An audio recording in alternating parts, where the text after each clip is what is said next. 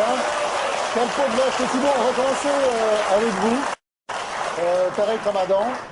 Vous êtes le petit-fils par votre mère d'Hassan el-Banna, qui était le fondateur de la confrérie des frères musulmans, très puissant en Égypte et qui font un peu peur. Hein. Alors certains disent qu'ils représentent à peu près un tiers de la population.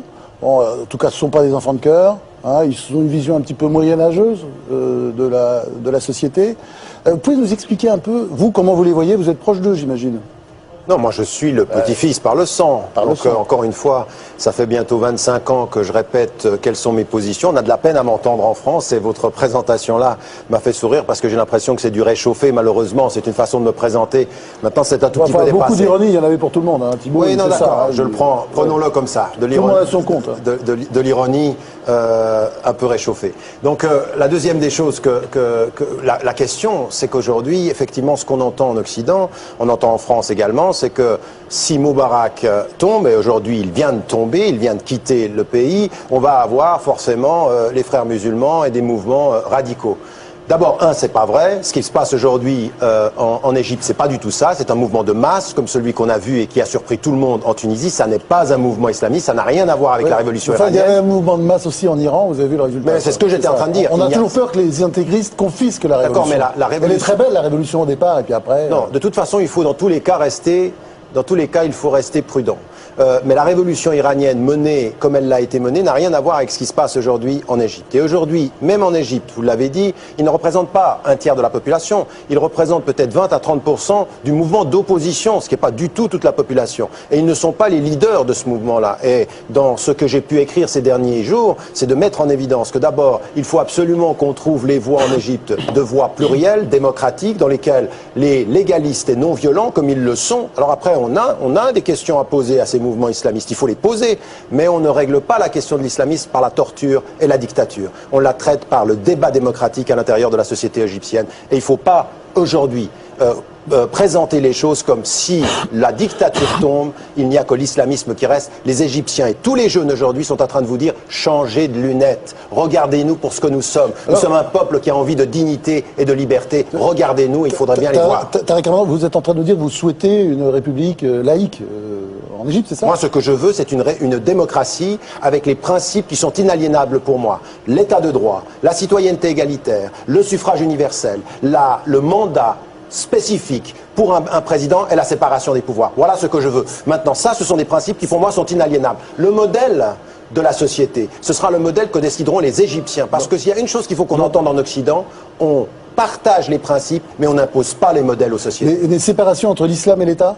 Non, entre la religion. Parce que le problème de ces républiques, c'est souvent le mélange des gens. C'est pas toujours très heureux. C'est pas comme la France. La France, ça n'est même pas la Grande-Bretagne. La Grande-Bretagne, ça n'est pas le Canada. Ce qu'il faut, c'est que l'État ne soit pas sous l'imposition d'une chape religieuse. Ça, personne, enfin moi en tout cas je ne le veux pas et je me battrai contre ça partout. Ce que je veux, c'est un vrai processus démocratique. Mais il faut dire que parmi les frères musulmans, vous avez des gens qui sont très très proches de l'évolution de la pensée turque, par exemple, qui a beaucoup évolué. Donc les gens ne sont pas arrêtés en 1940. Ils ont évolué et certains aujourd'hui réussissent à marier très bien islam et démocratie. Il faudrait qu'on le sache en France. Vous avez des millions de citoyens français qui sont des démocrates. Pourquoi faudrait-il que nous soyons en contradiction? Vous avez l'air joyeux ce soir. Elisabeth, les tout autant. Je voudrais quand même revenir. Enfin, si on regarde un peu ce qui se passe souvent dans les pays où l'islam est la référence du peuple et ou du pouvoir, je veux dire, ça n'est pas forcément très encourageant. Mais revenons un peu sur le cas des frères musulmans. Vous dites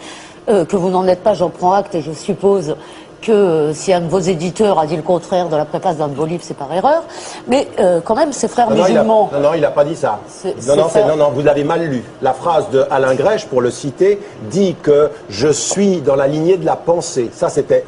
Mais la lignée de la pensée, c'était ce qu'il pensait. On a eu un débat après coup. Ce n'était pas à moi de rectifier ce qu'il pensait. Non, mais être membre d'une organisation, être dans la lignée de la pensée, c'est pas parfait. C'est une organisation. Non, mais peu importe. On ne va pas se perdre dans les... Peu importe. C'est une organisation, les frères musulmans. Non, mais Tarek Ramadan, en fait, c'est votre problème, et à vrai dire, ce qui m'intéresse plutôt, c'est qu'on parle de ce mouvement-là, de ce mouvement islamique, parce que, vous le savez, il y a des raisons aussi de s'inquiéter, et s'ils ne sont pas la seule force d'opposition, c'est probablement la plus organisée. Or, Aujourd'hui, on a un exemple, ils sont au pouvoir à Gaza.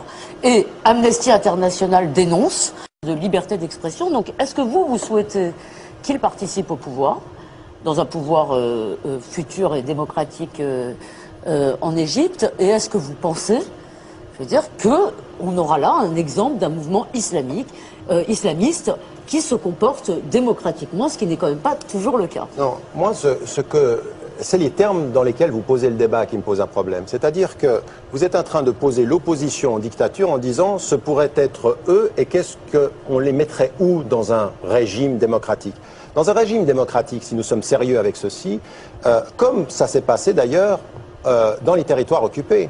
Dans les territoires occupés, on a décidé, les Américains, comme la communauté internationale, de permettre au Hamas de participer aux élections sous le nom changement et réforme. Et donc ils sont entrés, ils ont gagné les élections. Mais la communauté internationale a considéré que le peuple palestinien avait fait le mauvais choix. Mais vous présentez les choses comme si ça n'était qu'une seule alternative. Le Fatah, dont vous ne parlez pas, est un mouvement corrompu, est un mouvement qui a tué, est un mouvement qui a spolié. Donc les Palestiniens, ils avaient le choix entre des gens qui ont fait un travail social et des gens qui ont volé et menti. Et donc aujourd'hui, il faut comprendre qu'il était normal qu'on aille dans ce sens-là. Aujourd'hui en Égypte, ce que je veux, c'est qu'il y ait un vrai pouvoir de transition qui aille vers la possibilité pour toutes les forces non violentes, respectueuse de la démocratie et des 5 principes dont je viens de parler, qu'elle soit partie prenante. Les frères musulmans ne sont pas les leaders de ce mouvement. Il faut cesser en Occident de diaboliser cette opposition et de ne pas soutenir les peuples. Vous avez eu un président qui, hier, en France, a encore relevé la menace des islamistes. Ça suffit. Il faut qu'on soit logique avec la démocratie. Vous présentez le travail social, vous présentez ce mouvement partout dans la presse comme un mouvement en rénovation, comme un mouvement pacifique, avec une querelle des anciens et des modernes. Enfin, ce mouvement qui est soi-disant en rénovation, son emblème, c'est toujours 2 épées sur un Coran. Sa devise, c'est toujours, je lis, Dieu est notre but, le prophète notre chef, le Coran notre constitution, le djihad notre voie, le martyr notre plus grande espérance.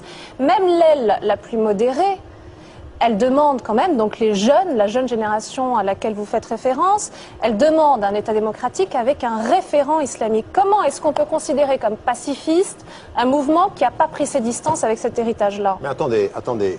D'abord, vous faites référence à des slogans de départ.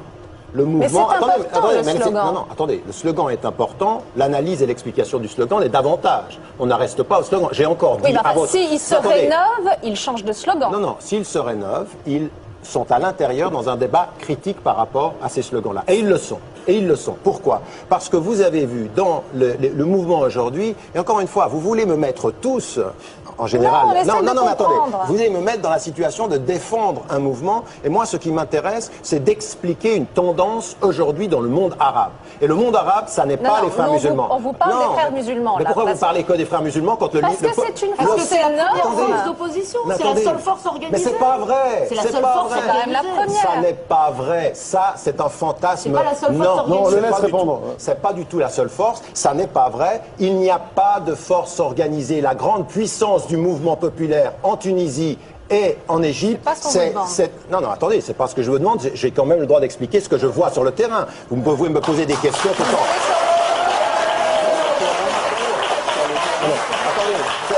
Attendez. Sur le terrain en Égypte, on le laisse répondre. Pas vous sur le terrain en Égypte. On le laisse répondre. Attendez, sur le terrain de l'analyse en Égypte. De l'analyse, soit. Attendez, on fait quoi là? Vous êtes plus sur le terrain de l'analyse que moi? Moi, j'y suis allé il y a moins longtemps que vous. Moi, j'y étais l'année dernière 2 fois. D'accord, mais c'est pas parce qu'on va. Je vous écoute quand même. C'est pas parce qu'on va une semaine. C'est pas parce qu'on va une semaine en Égypte qu'on a compris les tendances historiques. Fabrice, on le laisse. Toujours est-il que ce que je suis en train d'expliquer et que j'aimerais bien qu'on entende ici, c'est que les mouvements qui ont fait la force de ceux qui ont déboulonné Ben Ali et qui ont déboulonné Moubarak ne sont absolument pas les forces islamistes. Et qu'on continue aujourd'hui à présenter le monde arabe comme binaire, soit les dictatures, soit le mouvement islamiste. Maintenant, dans le mouvement islamiste, Et là où tout le monde s'est trompé, avant ce qui s'est passé en Turquie, et on doit être critique même par rapport à ce qui se passe en Turquie, mais on a entendu exactement les mêmes discours, des islamistes qui n'évoluent pas. Or, Erdogan, sur les 20 dernières années, a beaucoup plus évolué que vous dans l'analyse que vous faites de ce qu'il est. C'est qui le vous? Alors, Vous, c'est attends, vous, là, point de maintenant, vue de Jean-Christophe Ruffin. Jean-Christophe Ruffin, diplomate, écrivain, journaliste, enfin il connaît tous ces sujets comme Moi, ça. je ne vais pas voler au secours de Tariq Ramadan, il se défend bien tout seul, mais je suis assez d'accord avec lui quand il dit que cette révolution est une révolution diverse, pour le moment. Elle est diverse, et l'enjeu, c'est qu'elle le reste, on est bien d'accord. C'est-à-dire que tout le monde puisse s'exprimer. Là où je me méfie un petit peu, si vous voulez, c'est sur la question des principes et de la démocratie concrète. Parce que les principes, tout le monde est d'accord. Mais la démocratie, c'est pas l'Occident qui l'impose. La démocratie, elle vaut pour tout le monde, et je veux dire, il y a des structures démocratiques où il n'y a pas. Et moi, je mets ça en parallèle avec ce qui se passe en Iran. En Iran, aujourd'hui, les Iraniens sont muselés. Les Iraniens ont été écrasés l'année dernière, ils continuent à être torturés, à être mis dans des geôles, etc., parce qu'ils demandent la démocratie. Et on nous dit, finalement, en ce moment, les Iraniens prennent position en disant cette révolution est une révolution islamique. On voit un renouveau islamique, etc. Monsieur Ramadan, vous qui faites une émission sur la télé publique iranienne, Presse Télé, vous qui n'avez jamais dénoncé ce qui s'est passé en Iran l'année dernière. Vous avez fait votre émission sur cette télé iranienne, en anglais certes, sans jamais le dénoncer. Est-ce que vous considérez, oui ou non, que le modèle iranien est un modèle démocratique? Alors, monsieur Ruffin, c'est gentil de venir, ou tenter de venir un peu à mon secours au début pour finir sur une chute qui montre que vous ne suivez absolument pas ce que je dis.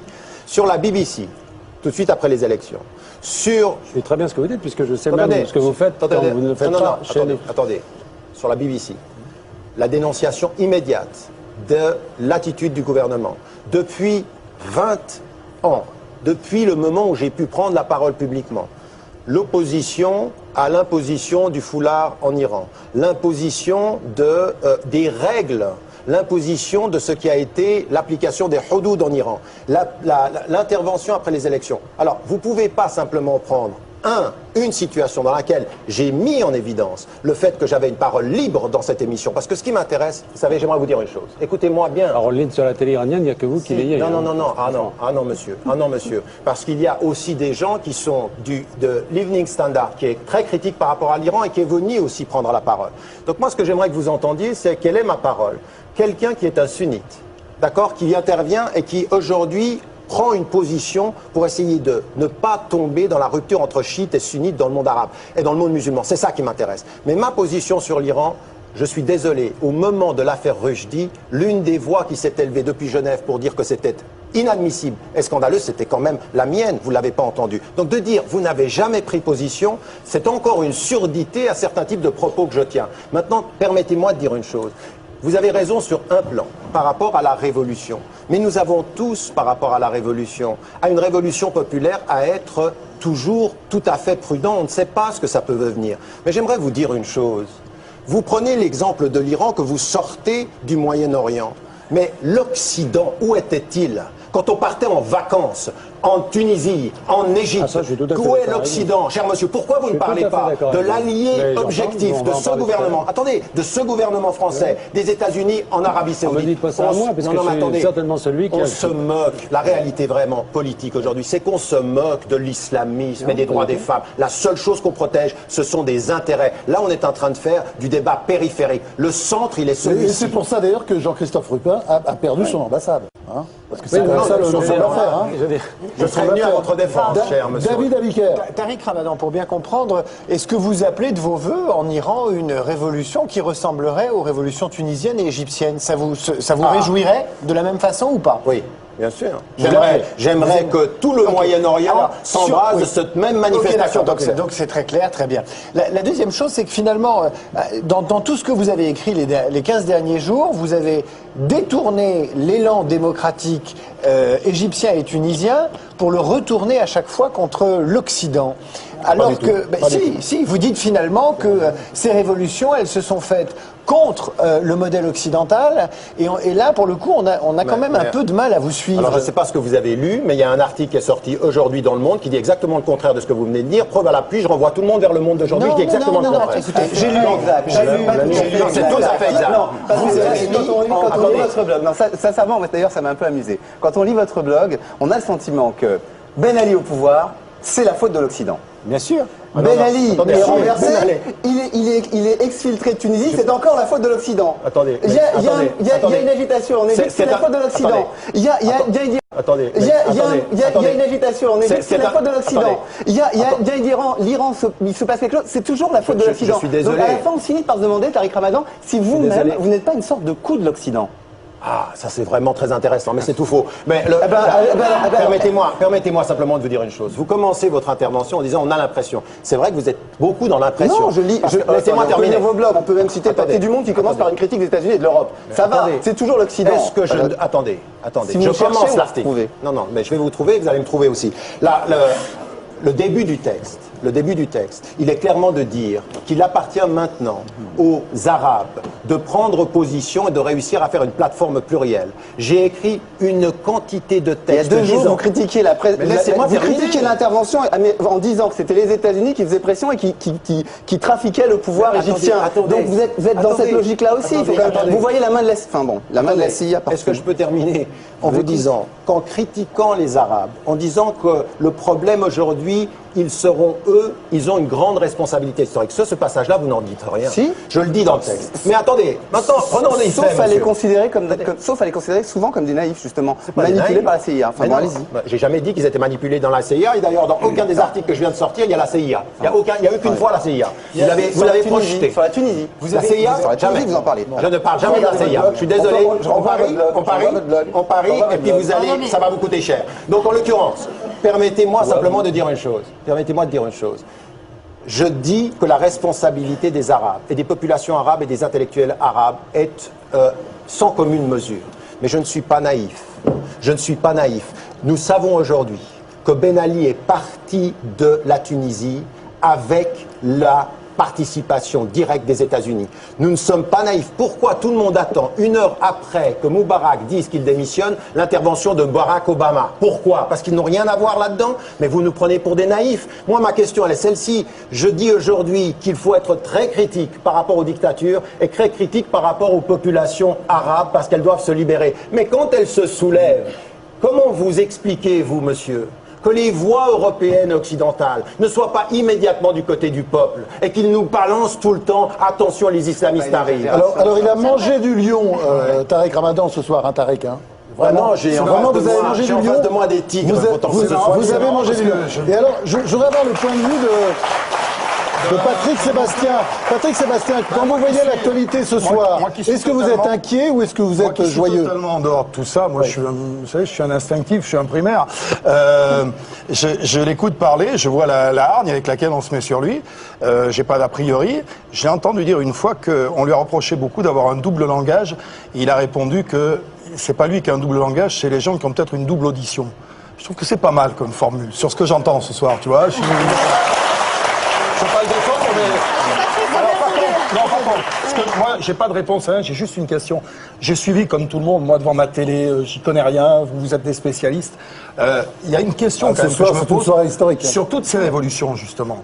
Est-ce que, parce qu'on nous parle du peuple qui est martyrisé, qui a envie de bouger, est-ce que dans toutes ces révolutions, c'est vraiment le peuple qui se révolte? Ou est-ce qu'à chaque fois, c'est des gens derrière, qu'ils soient islamistes, pas islamistes, on l'a vu dans la Révolution française, hein, est-ce que c'est des gens derrière qui se servent du peuple pour prendre la place? Moi, c'est une question de Jean-Christophe Ruffin et de Tariq Ramadan. En regardant la Tunisie, en regardant tout ça, je me dis, est-ce que c'est ces gens-là, ces pauvres gens qui prennent des balles, etc., est-ce que ça vient d'eux? Ou est-ce que, dans toutes ces révolutions, il me semble que le Tché était Toubib, je crois, etc. Est-ce que c'est vraiment ces pauvres gens qui décident ou est-ce qu'on décide à leur place d'une révolution et du reste? C'est une question que je vous pose à vous puisque vous êtes des spécialistes. Allez, Jean-Christophe. Non, moi je pense que c'est une vraie révolution, c'est des vraies révolutions, que ce soit en Tunisie ou en Égypte, hein. On est bien d'accord avec ça.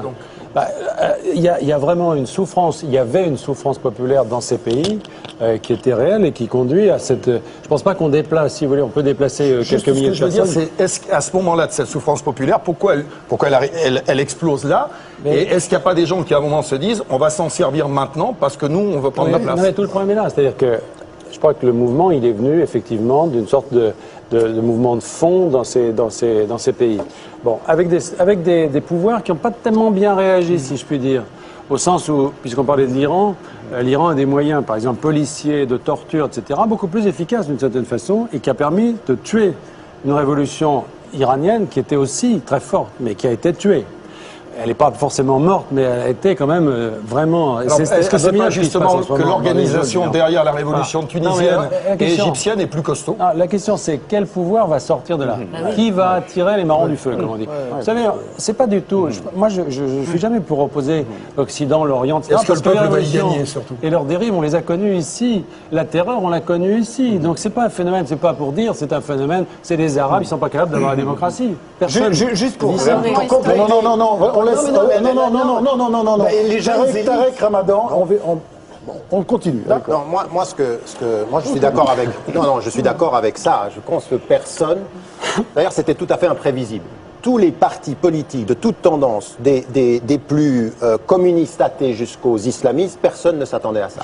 Et à un moment, attendez. Juste un truc, ça veut dire qu'à aucun moment il se peut, je dis ça comme ça, moi je suis dans l'utopie totale, il se peut que des gens aient décidé de dire c'est à ce moment-là, on va se servir du peuple à ce moment-là. Non, par contre, attendez, il y a eu à un moment donné, un jeune homme s'immole, et puis un mouvement s'embrase. Personne ne s'y attend. Maintenant, qui y a derrière? Il y a évidemment, c'est de la politique. Tout le monde va essayer de tirer la couverture à lui. Et ça se passe maintenant sous nos yeux, encore en Tunisie. Et ça va se passer... Entre tirer la couverture et organiser, il y a une mesure. Tenter d'organiser... Qui fait qu'on s'en prend à vous en disant c'est peut-être les islamistes qui ont organisé. Non, mais non, il peut y avoir du peuple, il peut y avoir le peuple, et il peut y avoir les jeunes élites paupérisées de ces pays-là qui ont une conscience politique très forte, et c'est pas parce qu'elles sont tout bib diplômées qu'elles ne sont pas le peuple. Je pense que ça répond à votre question aussi. Et elles aussi, elles font de la politique. Mais moi, elles sont diplômées. Mais je voudrais quand même poser encore une question à Tarek Ramadan, parce que, en fait, je crois que vous n'avez pas compris notre question qui était un peu qu'est-ce qui peut se passer derrière? Or, dans le monde arabo-musulman, qu'est-ce qu'on voit depuis un certain temps? Des forces, effectivement, des forces qui ont été d'ailleurs réprimées, qui souvent, quand elles gagnaient des élections, étaient aussi réprimées, comme c'était le cas en Algérie, qui se réclamaient de l'islam. Et ça n'est pas forcément... C'est ça qui inquiète l'Occident. Ça ne veut pas dire qu'on choisit la dictature. On laisse répondre maintenant, Elisabeth. On laisse répondre. On a compris, tout le monde a compris. Non, je vais donner un exemple. On laisse répondre. Vous voyez bien la différence entre l'Inde et le Pakistan. Si vous voulez, ça se passe c'est la même histoire. La même histoire, la même colonisation, la même ethnie. La seule différence, c'est la religion. L'Inde est plutôt partie sur une bonne direction. Le Pakistan, c'est le chaos. Donc, vous comprenez que ça peut inquiéter. Elisabeth, est-ce que les invités peuvent s'exprimer dans l'émission? Tarek Ramadan, sauf que je ne crois pas que la grande tradition indienne, ce soit la petite histoire pakistanaise. C'est pas la même tradition. Et en plus, il y a aussi de vraies questions par rapport à ce que c'est que le Pakistan. Mais maintenant, je crois que l'idée derrière, ce que je peux entendre de votre question, c'est il y a un vrai questionnement sur le référent islamique et la potentialité de la démocratisation. Et ça, je crois que c'est une question qui est légitime. Maintenant, poser cette question veut dire qu'on prenne fait et cause pour les principes de la démocratie et les processus de démocratisation. Il faut que les gens y participent. Pourquoi? Parce que c'est en participant au débat démocratique que vous changez votre vue de ce que c'est que la démocratie. C'est pas sous la répression. La répression n'a jamais fait disparaître ni le référent islamique, elle a plutôt tendance à le radicaliser. Donc allons vers quelque chose de tout petit peu plus J'aimerais qu'on sage. passe maintenant un tout petit peu à la géopolitique. C'est-à-dire qu'il y a ce mouvement en Égypte, il y a des mouvements au Yémen, il y a des petits mouvements plus faibles en Syrie. En Algérie, il y a une grosse manifestation prévue le 12, c'est-à-dire demain. Dans quel ordre vous voyez les choses? Est-ce que vous pensez que le monde arabe est en train de s'embraser, ou qu'il y a, bon, maintenant les problèmes égyptiens et tunisiens sont réglés, et qu'après on va avoir une plage de temps un petit peu plus longue? Il y a une conclusion provisoire, mais qui est quand même assez évidente, c'est que soutenir, et là-dessus on se rejoint tout à fait, soutenir les dictatures n'est pas un gage de stabilité. Ça, c'est tout à fait clair. Je veux dire qu'on a été extrêmement complaisant, et c'est pas la faute des ambassadeurs. Avec... Non, mais je dis ça parce qu'on... Non, vous avez votre histoire, vous étiez ambassadeur au Sénégal, vous parliez un petit peu fort et vous avez été viré. Oui, non, mais quand on dit les ambassadeurs disent pas ce qui se passe, alors on ne savait pas ce qui se passe en Tunisie, de qui se moque-t-on? De qui se moque-t-on? Tout le monde savait que Ben Ali était un dictateur. Sauf l'ambassadeur de France, apparemment. Non, mais le dernier, parce qu'il avait été mis là précisément, et encore, je ne veux pas entrer dans le détail, mais Si. je veux dire, mais non, mais parce que le problème, c'est que quand quelqu'un fait ce métier comme il faut, c'est-à-dire dit les choses, et qui gêne, parce que ce qu'on lui dit, c'est fais pas de vagues, au bout d'un moment, on le change. Et on en prend un à qui on coupe ce qu'on peut et pour qu'il ne parle pas trop. C'est bien ce qui s'est passé au Sénégal. Donc, enfin, moi, on m'a rien coupé, hein, mais je suis parti. Cela dit, la question centrale, c'est est-ce qu'on savait? Oui, on savait. Oui, on savait. Est-ce qu'on sait que dans un certain nombre de pays aujourd'hui, il y a des dictatures encore? Oui, on le sait. La question, c'est est-ce qu'on s'en accommode? Qu'est-ce qu'on fait? Est-ce qu'on s'en accommode ou pas? Bah oui. Alors, moi, je suis persuadé, si vous voulez, que la France a une politique là-dessus qui est parce que c'est une responsabilité politique. C'est pas le diplomate qui est sur On a une politique qui est paradoxale et alors là, parlons de double langage. Notre double langage est évident. C'est-à-dire qu'on a une phraséologie de droits de l'homme, de défense des droits de l'homme, et on s'accommode assez bien, finalement, et à toutes les occasions, des excès d'un certain nombre de régimes. Les Allemands font le contraire. Le général de Gaulle nous a appris ça. Non, mais attendez, c'est pas une C'était la politique du général de Gaulle. Mais moi, je n'y crois pas. Je ne pense pas que ce soit indispensable. Les Allemands font le contraire, par exemple. Les Allemands parlent beaucoup moins. Les Allemands parlent beaucoup moins. Vous n'entendez pas Angela Merkel dire le Tibet, le machin, etc. Mais, dans le dialogue avec ces pays, ils sont beaucoup plus intransigeants et beaucoup plus efficaces. Moi, je l'ai vécu dans le pays où j'étais. L'ambassadeur d'Allemagne avait les coudées beaucoup plus franches sur les questions de gouvernance. Il était beaucoup plus attentif et surtout beaucoup plus soutenu par son gouvernement contre ces dérives. Donc je pense que d'abord, parler des Arabes, de l'Afrique, des Occidentaux, je suis désolé, c'est pas vrai. Il faut distinguer des pays, des stratégies, des politiques.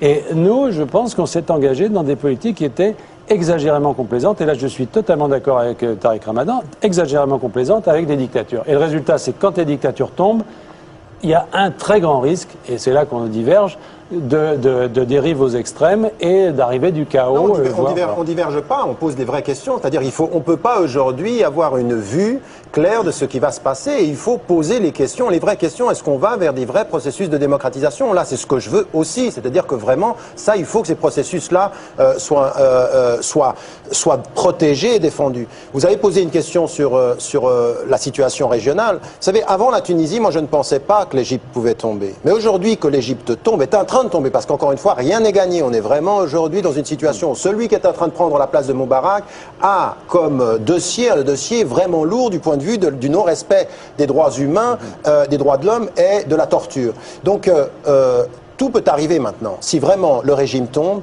on a vu le roi de Jordanie changer son gouvernement, on a vu le Syrien avoir des politiques préventives, on entend la même chose en Algérie.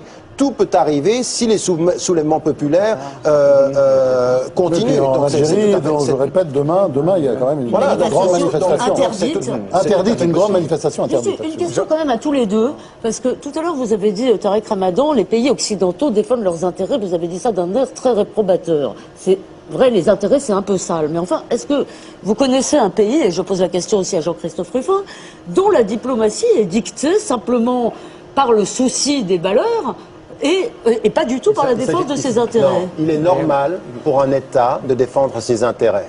Mais il n'est pas normal de le faire à n'importe quel prix. Oui, on ne peut pas... Attendez, moi, quand j'ai pas pu entrer, je ne pouvais toujours pas, maintenant ça sera possible, mais entrer en Tunisie pendant des années. Ça fait 15 ans que je n'entre pas en Égypte.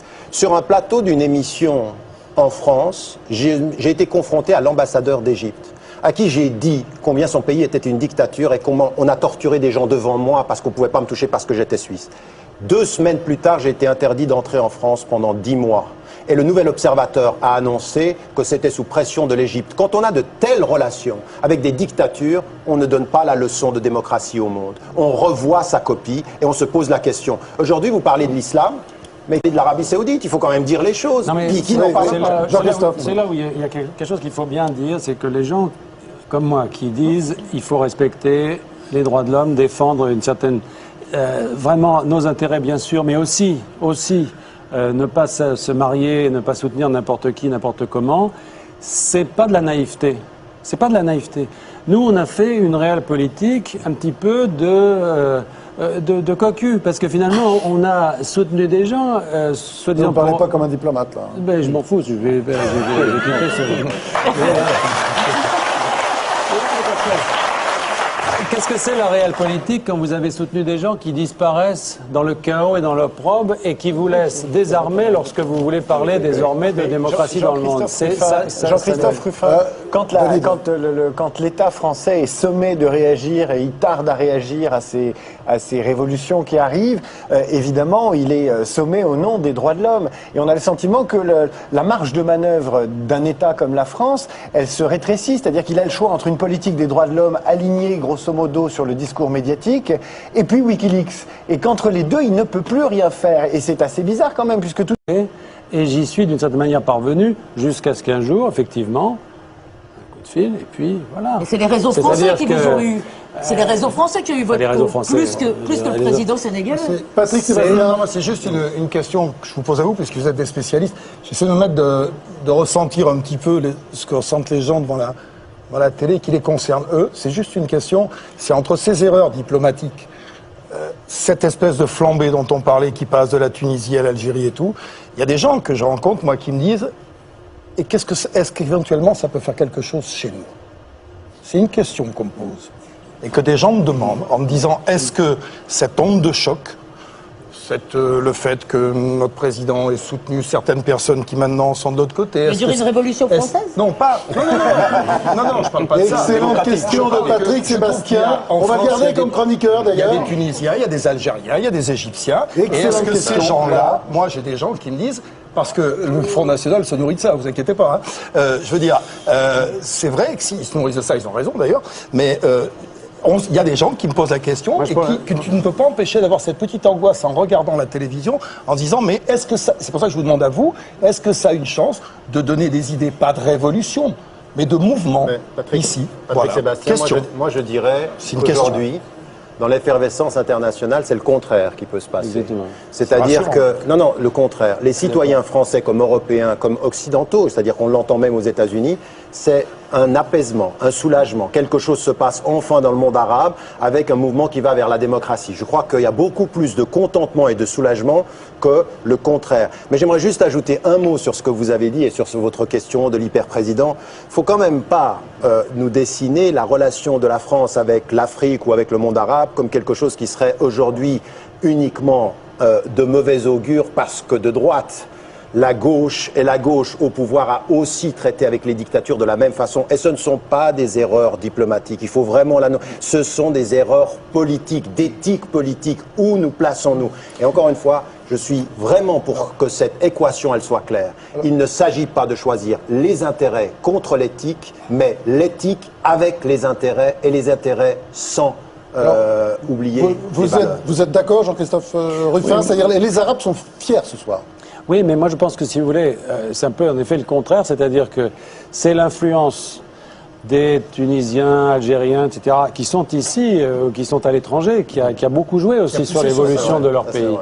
Et je pense que le fait de se rapprocher de ce que peuvent penser les diasporas, l'Africain qui est ici, toutes les familles qui ont encore des membres de leur famille dans ces pays d'origine, ils sont plutôt plus près là aujourd'hui parce que les situations se rapprochent. Cela dit, ils sont inquiets aussi, parce qu'ils ont l'expérience d'une forme de démocratie ici, qui n'est pas parfaite, mais qui n'est pas non plus quelque chose d'occidental. Moi, je ne suis pas d'accord pour dire la démocratie, c'est européen. Les voitures, ça a été inventé en Europe, mais on roule avec les voitures partout. Et je veux dire qu'une démocratie avec système représentatif, la possibilité de s'exprimer, le respect des faibles, le respect des femmes, le respect, etc., ça vaut partout, partout, partout. Et c'est ça qui est en jeu. Parce que tous ces gens qui sont ici, ils ont envie que ça soit comme ça dans les pays où sont encore leurs familles, si vous voulez. Alors, on parlait de la peur de l'islamisme, la grande peur de l'Occident. Il y a une autre peur aussi qui s'était un petit peu estompée ces dernières années et qui est peut-être en train de revenir. En tout cas, il y a un livre là qui va faire débat. C'est un livre choc. Hein, c'est vraiment le cas de le dire. L'arrogance chinoise d'Éric Israélevitch. Alors vous Bon, on n'a pas besoin de vous présenter, hein. Vous êtes maintenant le nouveau patron du Monde. Beaucoup de panache, hein. Vous quittez régulièrement les journaux. Dès que vous n'êtes pas d'accord avec l'actionnaire, la tribune, bon, maintenant... pour défendre l'indépendance des journaux et des Voilà, journalistes. bon, voilà. Aujourd'hui... Et la vôtre aussi. Et la mienne, oui. Voilà. Bon, vous êtes un journaliste indépendant et vous publiez un livre indépendant sur la Chine. C'est-à-dire que ce pas des choses qu'on lit d'habitude. Et ça s'appelle l'arrogance chinoise. Qu'est-ce que c'est que cette arrogance chinoise? Parce que bon, le coup de la Chine, c'est l'avenir. Ça vous nous le faites d'ailleurs dans ce livre. On sait très bien, on vend autant de voitures, on vendait autant de voitures au mois d'août à Pékin que dans la France entière. Donc c'est absolument fascinant. Mais en même temps, vous nous dites, attention, l'éléphant, il va peut-être falloir commencer à penser à le dompter. Oui, absolument. Si vous voulez, sur le plan économique en particulier, la Chine a connu un développement absolument spectaculaire. Et ce qui m'a frappé sur les dernières années, ça fait 20 ans que je m'intéresse à ce pays et à son développement économique, ce qui m'a frappé sur les dernières années, c'est un changement de comportement de la part de la société chinoise dans son ensemble, c'est-à-dire à la fois de la population, des médias, de la blogosphère, on voit des Chinois qui sont sur la blogosphère, des hommes d'affaires chinois, du pouvoir chinois. Ils sont devenus arrogants. C'est-à-dire qu'ils sont devenus très sûrs d'eux, c'est ce que je dis, ils ont pris la grosse tête, si vous voulez. Ils ont pris la grosse tête et on peut comprendre. D'abord, c'est une dictature qui marche, hein, contrairement à une dictature égyptienne ou tunisienne, il y a de la censure. Voilà, absolument, il y a de la censure, il y a un parti unique, ça marche très très bien. Oui, mais ce qui permet à cette dictature, je dirais, d'être, pour l'instant en tout cas, de se maintenir, c'est la croissance. C'est la croissance. C'est-à-dire que, contrairement aux pays arabes ou à d'autres pays, vous avez une dictature, mais avec 10% de croissance par an. Vous savez, on parle de la crise chez nous tous les jours, du chômage, de la dette, de la stagnation, etc. Là-bas, c'est 10% de croissance par an, même pendant la crise. Sur les 5 dernières années, ils ont continué à faire du 10% par an. Ils ont produit, l'année dernière, 2 fois plus qu'il y a 5 ans. Donc, et comme vous disiez, maintenant, ils sont le premier marché automobile. Le pouvoir d'achat a été multiplié par 10. Voilà, donc si vous voulez, là-bas, ce qui fait que tout le monde finalement adhère, ou en tout cas ne se préoccupe pas des problèmes politiques, enfin tout le monde, sur les 1,3 milliards, il y en a quand même beaucoup. Sur les moyennes, enfin en tout cas, ce qui fait qu'il y a pour l'instant, il y a de plus en plus de grèves, de plus en plus de mouvements sociaux, mais ça c'était comme dans la Révolution française autrefois, hein, il y en a de plus en plus, et je pense que c'est très sain, mais pour l'instant tout le monde a l'impression, comme on dit, quand la mer monte, tous les bateaux montent, donc quand il y a de la croissance, tout le monde, je veux dire, le paysan qui est très éloigné dans une province de l'Ouest, qui est très pauvre, qui vit dans une maison où il n'y a pas de chauffage, pas de fenêtre, etc., il sait qu'avec 10% de croissance, il vivra mieux l'année prochaine, que c'est son enfant, puisque c'est l'enfant unique, vivra mieux. Donc je dirais qu'il y a une perspective. Ce qui fait que le problème politique, à mon sens, ne se pose pas encore, je dis bien, ne se pose pas encore. Contrairement donc à ce qui se passe dans le monde arabe, vous ne voyez pas, vous, de révolution à l'horizon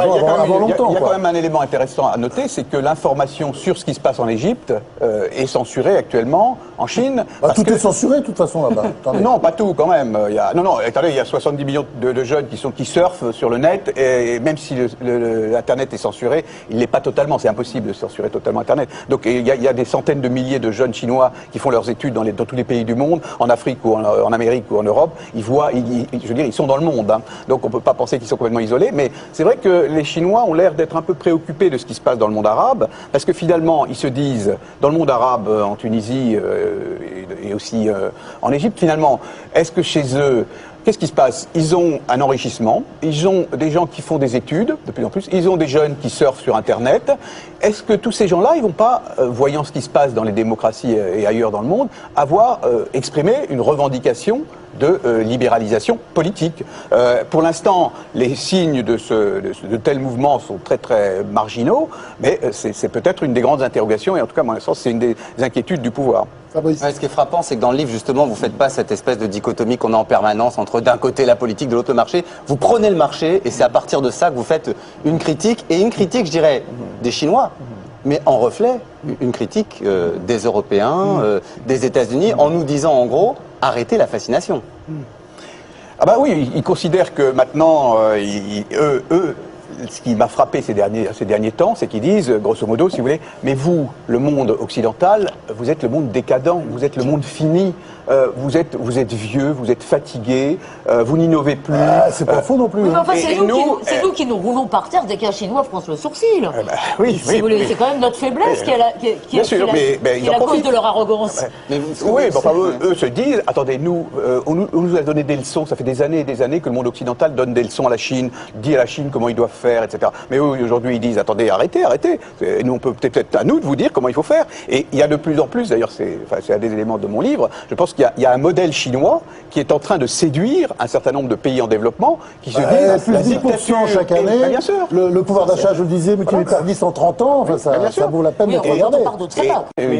Éric Israéli, comment on fait quand on est donc l'Occident, qu'on a le boulet de l'impérialisme, le boulet du colonialisme, qu'on a la contrainte des droits de l'homme, qu'on doit fermer sa gueule? Comment on fait pour affronter la Chine sur ses marchés, pour affronter la Chine en Afrique? Si on traîne, c'est pas des casseroles, je veux dire, c'est un handicap, on a des pieds lestés de plomb. Comment on fait, à part essayer d'aller grappiller des commandes? Comment on fait face à cette arrogance-là, qu'elle s'exprime en Afrique ou qu'elle s'exprime sur le marché international? À mon sens, si vous voulez, par exemple, en Europe, on s'unit, c'est-à-dire on se met ensemble, on ne se fait pas bagarre entre Allemands, Français, Italiens et Espagnols face aux Chinois. Pour eux, ils se frottent les mains, si vous voulez, quand ils voient la division européenne sur tous les sujets, que ce soit pour les grands contrats, que ce soit pour la monnaie, que ce soit pour le commerce, pour tout. Mais ils voient une Europe complètement divisée, pour eux, c'est un jeu très facile. Et ils viennent, là, vous voyez, le Premier ministre chinois est venu avant Noël, avec des carnets de chèques gigantesques, et la Grèce, vous êtes en train de... je vais vous donner un peu d'argent. Et le Portugal, donc ils sont là. Mais ils ne réinvestissent pas chez eux pendant ce temps-là. Elisabeth, ils ne réinvestissent pas chez eux pendant ce temps-là. Je pense que c'est une grave erreur, exactement. Je pense que nous sommes dans une situation complètement paradoxale où le pays, l'un des pays qui est encore un des plus pauvres, la Chine est encore un pays pauvre, on est très pauvre là-bas, est celui qui épargne le plus, celui qui a le plus d'argent de côté. C'est pas normal, si vous voulez. C'est normalement un pays pauvre doit utiliser son épargne pour investir, pour se développer, pour créer des écoles. Elisabeth, allez-y. Éric Israéli, d'ailleurs, pardon, il y a quelques années, d'ailleurs, vous n'étiez pas fasciné, je trouve ça injuste de le dire, mais vous étiez quand même plus admiratif. Mais je reste admiratif parce qu'attendez, ils ont une performance inouïe. Moi, j'aimerais bien qu'en France, on ait 10% de croissance. Mais quand on vous lit, il n'y aurait pas autant de chômage. On se dit que finalement, ça fait 10 ou 15 ans qu'on est, depuis Huntington, le 11 septembre, etc., qu'on se dit qu'il va y avoir un choc des civilisations avec le monde musulman. Est-ce que dans le fond, c'est avec le monde chinois qu'il va avoir lieu? Est-ce que, comme le préconisait Huntington, on doit se replier sur notre ère, c'est-à-dire peut-être renoncer un peu au libre-échange? Oui, je pense qu'effectivement, il y a un vrai choc des civilisations, de mon point de vue. C'est-à-dire que derrière cette puissance économique, il y a une puissance culturelle. Enfin, c'est une culture très, très riche, la culture chinoise. Il y a une manière de penser, une manière de fonctionner, une manière de vivre complètement différente et qui vient, à mon sens, et d'ailleurs le modèle économique, le modèle économico-politique, c'est-à-dire la dictature et l'économie de marché, je pense que ça peut être quelque chose qui va séduire, comme je le disais, dans beaucoup de pays, dans beaucoup de régions. Alors moi, je reste impressionné par la performance de ce pays, mais je m'inquiète de cette espèce d'arrogance désormais. Vous avez l'air de dire que cette arrogance cache aussi une angoisse face à ce modèle mirifique. Vous avez l'air de dire que c'est un peu un colosse au pied d'argile quand même. Oui, absolument. Je pense que l'arrogance qu'ils affichent aujourd'hui, c'est lié aussi à leur crainte finalement de ne pas poursuivre la croissance qu'ils ont aujourd'hui, puisque jusqu'à présent ils avaient les moteurs de leur croissance, c'était la démographie, une démographie qui explosait, c'était l'exportation. Ces moteurs s'épuisent, il faut qu'ils aient des nouveaux moteurs, il faut maintenant que les Chinois puissent consommer, ce qu'ils ne font pas suffisamment. Il faut donc qu'il y ait une protection sociale, il faut qu'il y ait des salaires plus élevés, et tout ça. Il faut qu'il y ait une révolution socialiste en fait. En Chine. Commentaire de Jean-Christophe et Tariq, si nos commentateurs les laissent parler. Jean-Christophe. Pour faire évoluer un pays comme ça, pour l'accompagner, peut-être dans plus de démocratie, les droits de l'homme, il n'y a pas que la dénonciation non plus. Il n'y a pas que le choc frontal en disant. Il y a aussi le fait, je crois que c'est très important, d'associer un pays comme la Chine aux instruments de la gouvernance mondiale, de les mettre. Moi, au Sénégal, par exemple, c'était dans un contexte très particulier, mais j'ai beaucoup associé l'ambassadeur de Chine à toutes nos réunions, etc., pour pas le mettre, pour pas le transformer en une espèce d'État voyou, d'État paria. Et finalement, on se rend compte que les Chinois sont assez demandeurs d'une forme de responsabilité mondiale. Mais évidemment, si on les transforme en État voyou, en disant on les met à part, ils n'obéissent à aucune règle, je pense qu'on crée un ennemi. Ça se fait, on y arrive à créer un ennemi simplement en le méprisant et en le mettant à l'écart. Je pense qu'il faut plus les associer, il faut continuer aussi à dénoncer, mais il faut aussi les associer à nos décisions. Oui, mais ce qu'on constate, c'est que souvent, ils s'associent et après, je dirais, ils prennent des engagements qu'ils ne respectent pas. Donc ça pose des... On l'a vu à l'OMC, on le voit dans un grand nombre de cas. Mais c'est là où il faut les faire progresser dans un cadre... Je ne pense pas que ce soit intéressant de faire une espèce de containment, comme on disait autrefois, à l'égard de la Chine, en mettant ce pays à l'écart. Je pense Tariq, un mot. Juste vraiment l'impression, effectivement, que parfois, les politiques occidentales par rapport à la Chine, ne savent pas très bien comment se positionner et sont parfois très maladroites dans le positionnement sur la scène internationale. On est entre le choc culturel et la compétition économique. C'est tout ce qui nous intéresse. Et ça, effectivement, on crée l'ennemi. On n'est pas du tout dans un rapport, d'abord, qui est lié à aujourd'hui des nouveaux enjeux. Je pense, par exemple, au Moyen-Orient et à l'Afrique. La présence chinoise en Afrique et au Moyen-Orient est phénoménale. Et ce que vous disiez tout à l'heure, le passif impérialiste, le passif colonial n'est absolument pas présent dans beaucoup de consciences arabes par rapport aux Chinois. Et on acceptera chez les Arabes beaucoup plus une pénétration chinoise sans le passif colonial que ce qu'on accepte maintenant des Occidentaux. Il faut qu'on se rende compte de ça, parce que là on est en train de faire un très très mauvais calcul historique sur la présence des Chinois. Et l'autre chose qui me paraît importante dans ce que vous avez dit, c'est à l'intérieur de la Chine, c'est une dictature et il y a quand même des mouvements d'opposition qu'on a vu s'exprimer il y a 2 ans, raison pour laquelle il faut complètement boucler.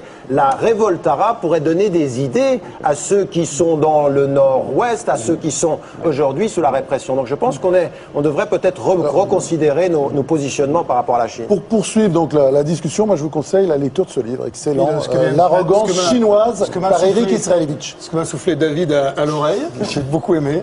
Et il a symbolisé ça, il a dit c'est pas le choc des civilisations, c'est le chèque des civilisations. C'est ça très joli. Le chèque chinois.